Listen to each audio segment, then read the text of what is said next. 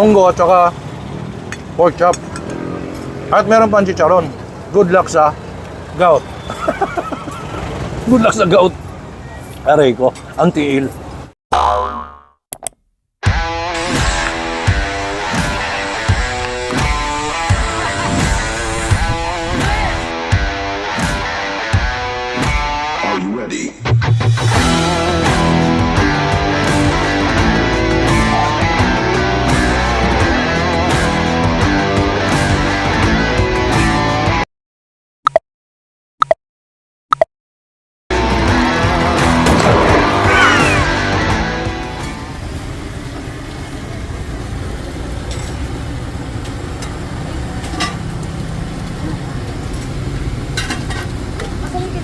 Ay, bagay wala na. Sana mo natin ito ka. One.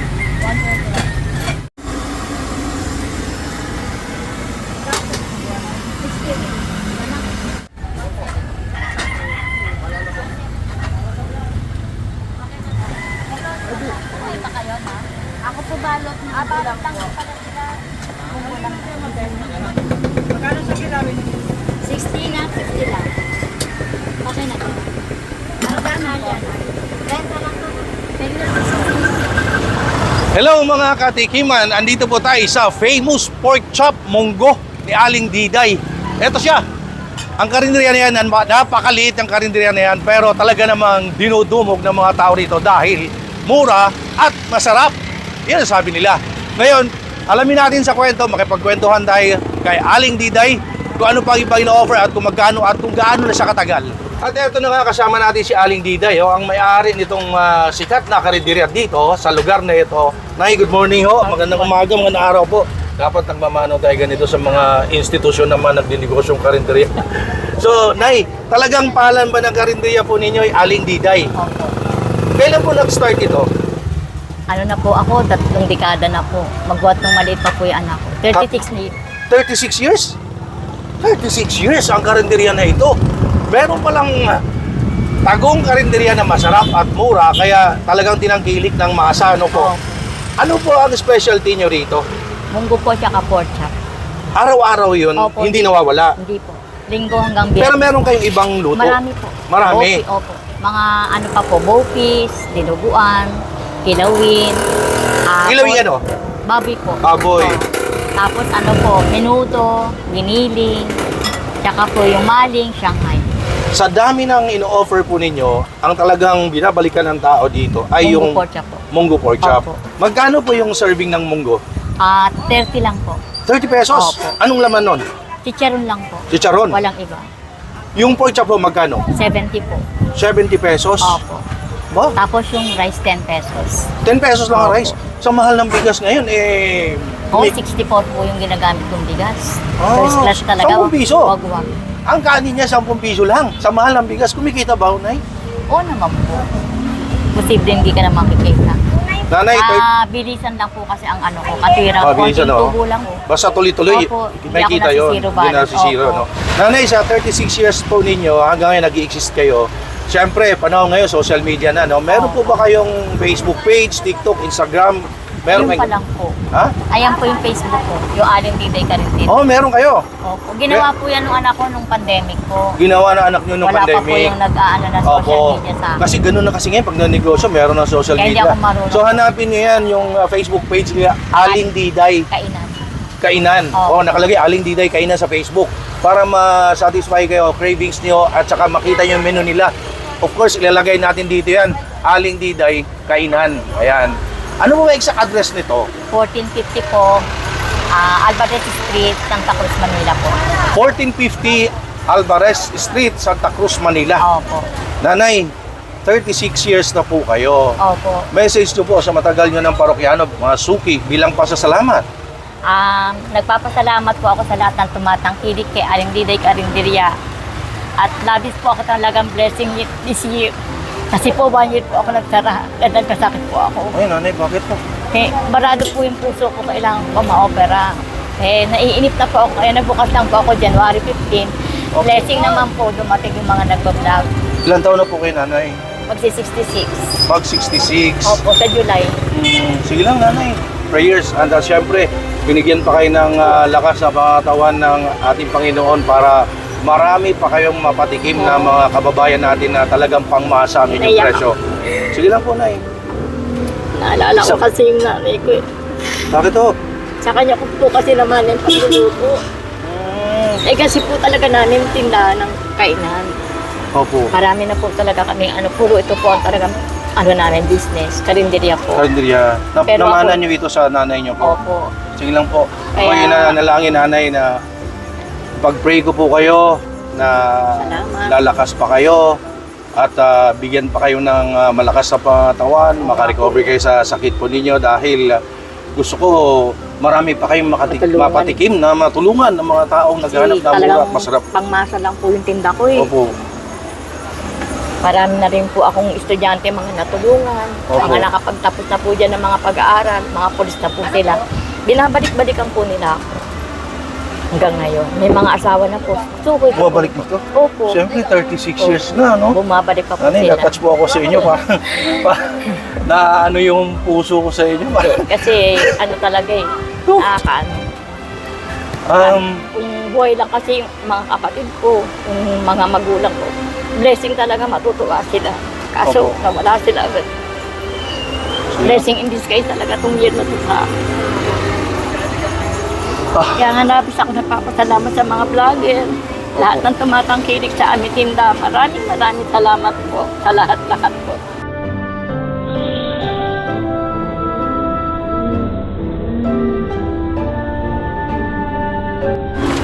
Eh, kung di din sa kanila, dagdag din po ako sa customer. Pero kahit po hindi pa po ako nabotdag, talaga pong mabili na po ako. Ever Opo. since po talaga. Yes po. Kaya lang, sa sobrang dami ko po ng suki, ngayon nahihirapan na po ko. Kailangan magsasyaga po sila dito. Opo. Sa Kasi, dami na, no? opo, Nay, eh, sa dami ng nakatikim at syempre nakilala na kayo, opo. invite nyo naman po mga tao na hindi pa nakatikim at hindi pa nakapunta rito na kumain dito. Sa lahat po ng hindi pa po nakakapunta sa Aling Diday Kainan, ini-invite ko po kayo, subukan nyo po yung pagkain namin. Ang the best po naming menu is pork chop at saka munggong walang sahog, kundi chicharon lang po. Maraming salamat po. Kaya, Okay. at syempre, nanay, hindi naman pwedeng hindi ko titikman yan. Kaya nga po ako nandito dahil sikat kayo. Napapanood ko kayo. Ang dami ng kumain, ang dami ng patunay na talagang nagsasabi mura at masarap ang iyong paninda. Kaya po sinadya ko rito, hindi na ako nagpatumpik-tumpik pa, hindi ako nagdalawang isip. Sabi ko, punta ako si Aling Diday. Gusto kong tikman yung kanyang pork chop at yung kanyang munggo. Kung ano yung sikat, abay dapat pinupuntahan at dapat natin tikman. At saka ang aim ko po, nanay, ang gusto ko talaga mangyari, puntahan yung mga katulad po ninyo nagnenegosyo na small time entrepreneurs, SMEs. Suportahan naman natin yung mga ganitong mga kababayan natin nagnenegosyo tulad ni nanay. Punta kayo dito, kumain kayo at para matulungan sila sa ganyang paraan.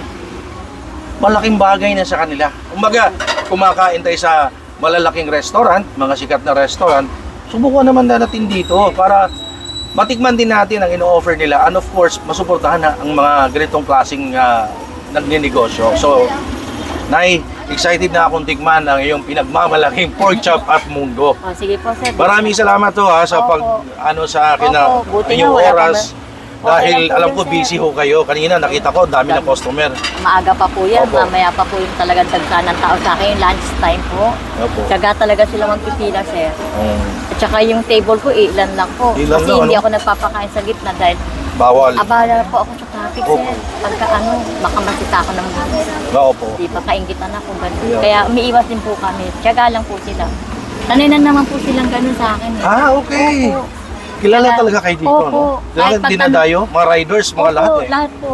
Hanggang dyan po sa may Divisoria, nung nakailan lang po, may lumabas na galing pa ng Cavite yun, tsaka Las Piñas. Punta rito para kumain? Opo, para lang po sila kumain. Ako, galing Nung last Quezon week lang City. po yun. Galing ako Opo. Quezon City. God- Lumayo rito para matikman ang munggo at pork chop ni nanay ni Aling Diday. So abangan nyo guys sa ating Tiki Man Time. Kaya po, labis-labis po talaga ako nagpapasalamat sa lahat-lahat po talaga ng mga tumatangkilik sa tindahan ni Aling Diday. Blessing in disguise po talaga Opo. ito. Ano po yan? Bopis po. Bopis. Ayan. Ito na po sa kabila, ano po yan? Ito po, sir, minuto. Ayan, menudo. Magkano po dyan? 60 lang po kami sa ganito. 60 pesos sa ganyang order. Ito po, meatball. Meatballs, magkano po? Ano 60? po, hindi po, 3.50 po. 3.50 ang meatballs po. Ayan, no? 3 pieces po, 40 Kaya namin pesos. namin dyan. Kasi kung wala ka walang pera, kakatibigay mo. Bicol Express po. Ito po, 60. Bicol Express, 60 pesos. Meron pa po sa Dinuguan, magkano po yan ay? 60 rin po. 60 pesos. Yun, dinuguan, 60 pesos. Ano po yan ay? Kilawing baboy. Magkano po dyan sa kilawing baboy? 60 pesos. Ayan, may maling din, 20 pesos. Tapos merong Shanghai, 15 pesos. Ang daming choices dito, hindi lang munggo tsaka pork chop. Pero yun talagang sikat. At ito yung pork chop niya na 70 pesos each. Ayan. Ayan guys, walang tigil ang tao dito. Ang dami na naman tao. Ito na talaga. O-order na tayo at kakain tayo. Siyempre, titikman natin sikat dito ng mungguan pork chop ni Aling Diday.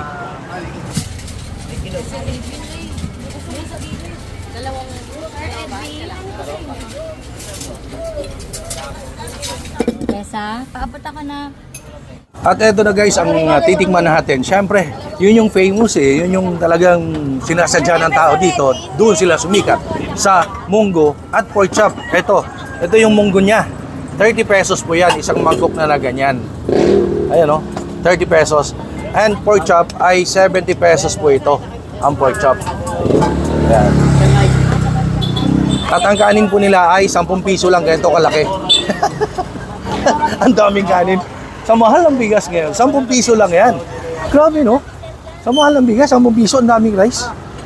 Ayan guys, pakita ko sa inyo yung munggo. Ayan o, chicharon ang laman ng kanyang munggo ni nanay, ni Aling Diday. Ayan, dito sa kanin, lahok natin dyan. Tikiman tayo mga katikiman.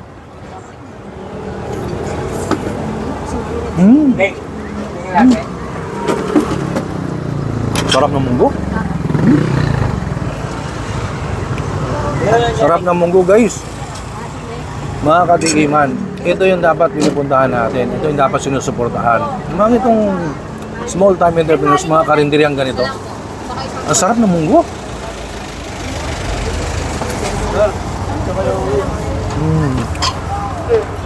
At syempre, yung kanyang pork chop, ito yun. Sausaw natin sa toyo at kalamansi sili. Tikiman tayo mga katikiman.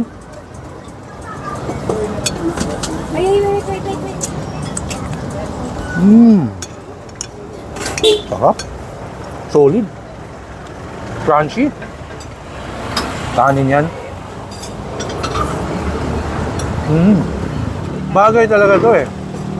Munggo at saka pork chop. At meron pang chicharon. Good luck sa gout. Good luck sa gout. Aray ko, ang tiil.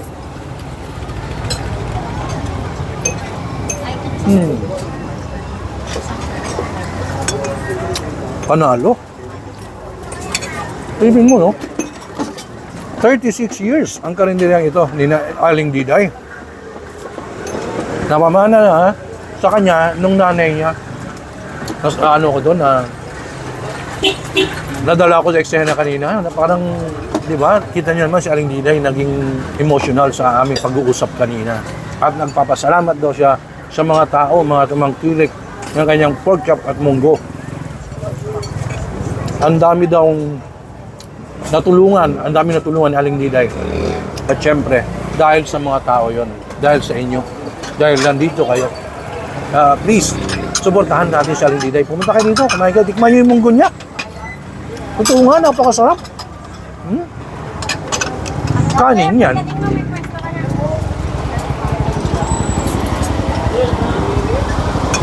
Wow.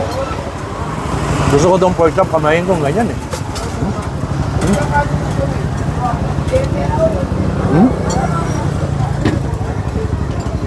Wala muna ang sausawan. Ito lang muna.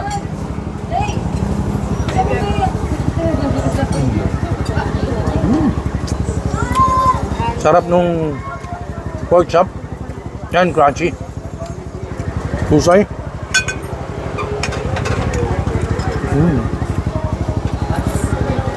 Munggo.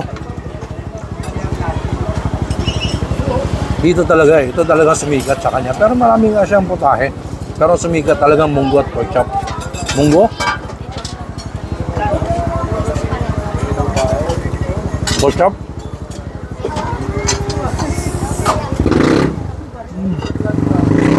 Pumapasok ka pa talaga?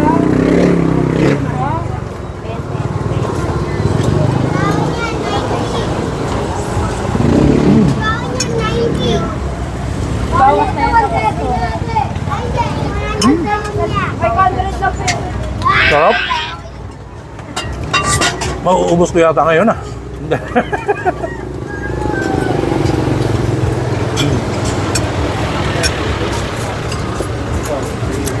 Kaya po tayo pupunta sa ganito again. Sumusuporta po tayo sa mga kababayan natin nagninegosyo, mga SMEs, small time entrepreneurs. Ang dami naman mga restaurant na malalaki. Mga sikat, mga famous. Pero please, itong ganitong kainan, kahit paminsan-minsan, suportahan natin, puntahan nyo po, kumain kayo dito. Ako na po nagsabi sa inyo, napakamura ng paninda niya. Sa panahon ngayon, 60 pesos mga ulam. At itong munggo, 30 pesos lang. Ang dami na. At pork chop niya, 70 pesos. Guys, mamaya, kausapin natin ulit si Aling Diday. At yun na nga guys, sa mga kinakain natin, mga taba-taba, putok-patok, mga kung ano-ano pinapasok natin sa katawan, no? Huwag kayong mag-alala sa kinakain ko. Dahil ito kasama ko, Fern D, produkto ng iFern. Ito, kailangan natin to para sa proteksyon sa ating katawan. Ayan po, ang Fern D.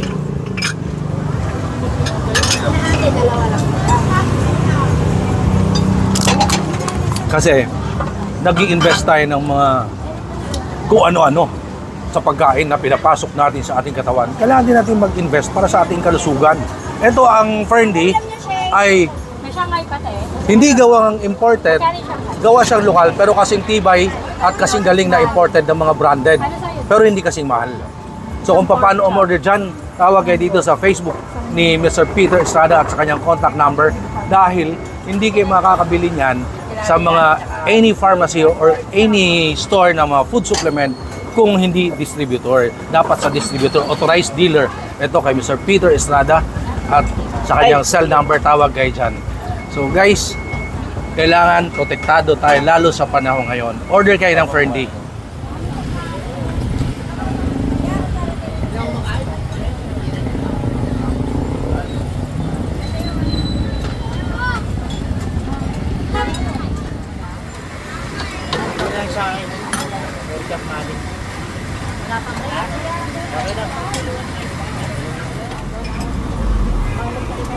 Minuto pa kasama nitong dalawang mongorila. At ngayon guys, kita niyo naman, medyo umupa na. Pwede na nating abalahin si Nanay, no?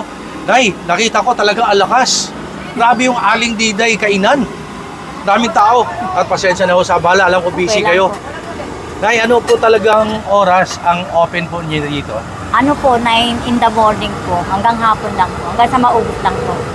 So hanggang, kumbaga, 9 in the morning start, Opo. tapos Hanggang hanggang sa hapon lang, hanggang sa Opo. maubos. Opo. Ganon. Ganun lang So po pag wala kadalas. kayong abutan, Talagang di sila. wala na. At nakita ko po, yung inyong munggo ay pangalawang salang na yan na malaking Opo. kaldero. Ang talagang binabalikan dito, ang talagang dinadayo dito ay munggo at saka pork chop. Opo. Pero marami po kayong putahin, no? Opo. Nakita naman natin, Opo. pinakita po natin, ang dami talagang ulam. Pero ang talagang famous niya ay munggo at saka pork chop. Nag-start ba kayo dito? Sabi nyo, napamana sa inyo ng nanay nyo, dalaga pa ho kayo. Hindi, ito po sarili ko na. Pero yung sa mami ko po, sa Mandaluyong kami nag-start talaga pa lang po. Ibig sabihin po, yung legacy namin talagang karinderya na. Talagang karinderya. So again, nananawagan po ako, kumain kayo dito kay Aling Diday Karinderya. Nay, invite niyo po sila na pumunta dito. Muli po, nag-invite po ako sa kainan ni Aling Diday. Dito lang po sa 1450 Street, Alvarez Street, Santa Cruz, Manila. Malapit lang po ito sa eskwelahan po ng Teodora Alonso. Ayun, so pinakamalapit na, kumbaga, pinaka-landmark, eskwelahan Oh, na. Teodoro Alonso po, high school. Ayun, Teodoro Alonso. Opo, Teodora. Teodora Alonso High School Opo. sa Santa Cruz, Opo. Manila. Ayun. Tapos, So, tsaka yung Joey Store, para hindi sila maligaw. Oh, Kasi Joey may Store. 1450 rin po bandang Oroquete. Opo. Kaya nagkakamali po minsan. ayun. So, talagang pagtanong nyo na, sikat naman ito. Nakilala naman Nakilala po na. kahit saan eh.